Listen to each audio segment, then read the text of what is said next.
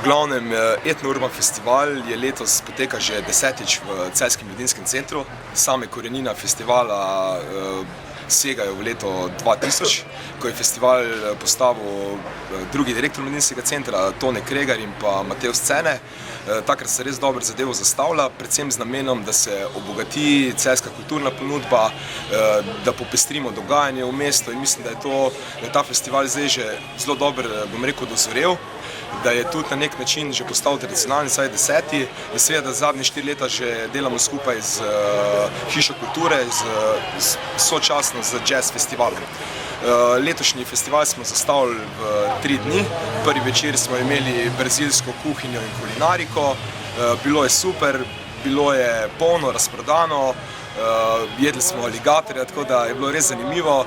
Na eni strani smo imeli Srednjo šolo za gostinstvo in turizem, ki so pripravili, bom rekel, te brazilske jedi, in pa gospoda Orankarja, poslovneža iz Laškega, ki je predstavil, kakšno je življenje v Braziliji.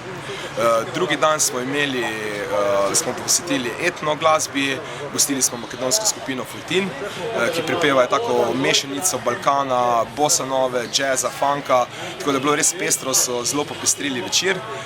Danes pa pričakujemo, bom rekel, urbani večer, tako da bo največja norišnica, tudi največ ljudi, in pa nastopajo Evil Liv, Bigfoot Mama, legende slovenskega roka, in pa Lolo Brigida, ki pa tudi so na področju Balkana en najboljših bendov.